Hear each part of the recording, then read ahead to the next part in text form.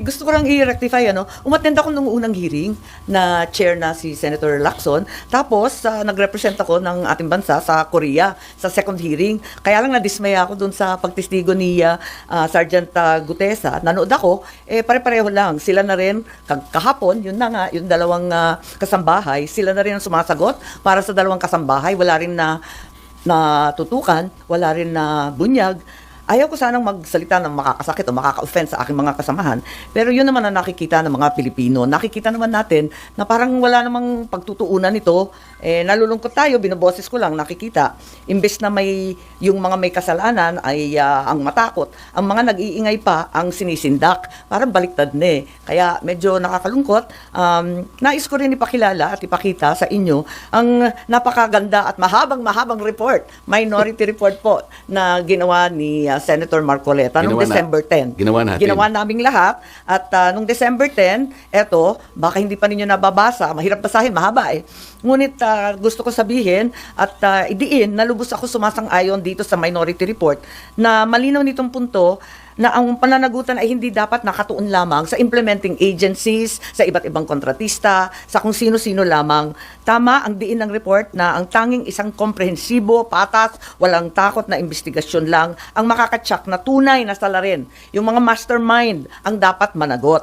Sang-ayon din ako sa obserbasyon ng minority report namin na yung biglaang pagtigil ng investigasyon patapos ang testimonya ni Orly Gutesa ay nagdulot ng pagduda sa tunay na layunin ng report. So when a finger points to the moon, we have to look at the moon, not the finger. Dahil dito, hindi ko maiwasang ituro na may mahahalagang leads.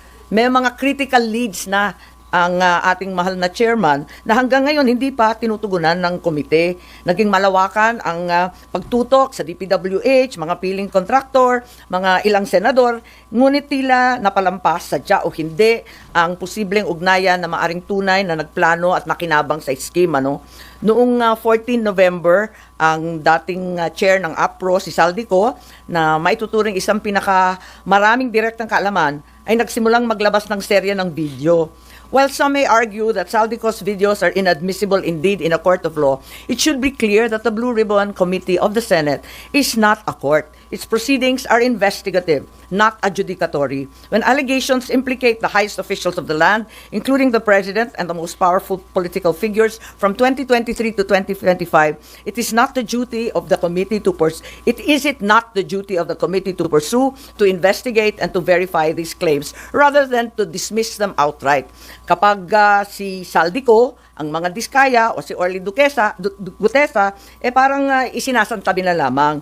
Samantalang yung mga nabigyan na ng pangalan, hindi naman pinapatawag si Paul Estrada, Mark Tiksay, yung Golden Pheasant na holding company ng iba't ibang pag-aari ng dating speaker, si Jose Raulito Paras at yung iba pang abogadong ginamit na nominee. Bakit lahat yan talagang hindi naman pinapatawag? Samantalang yung mga testigo ngang ito na nagtuturo sa dating speaker, pinatawag nga dapat si speaker, hindi naman pumunta, ang balita nasa Cebu lamang, ni hindi hiningan ng formal na statement sa kanya. So, ayoko lang na nangingilala ng kamag-anak o kaalyado, dapat tuloy-tuloy nakakabahala kapag ang pahayag ng komite kamakailan na di umano'y walang ebidensya na nag-uugnay sa flood control kay Martin Romualdez. Mga pahayag na inilabas kahit hindi pa tapos ang investigasyon, pati ba naman dito bumabaha ang pambabahala.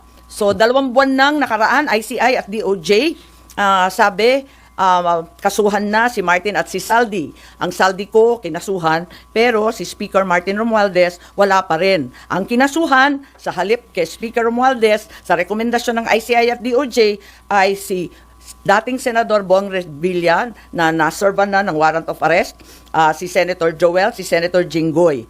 Marami pong katanungan. Nung November ay inirekomenda na talaga ito. Bakit hanggang ngayon, Enero na, wala pa rin? Ang dami ko nang sinabi. Totoo naman lahat ang sinabi ni Senator Amy.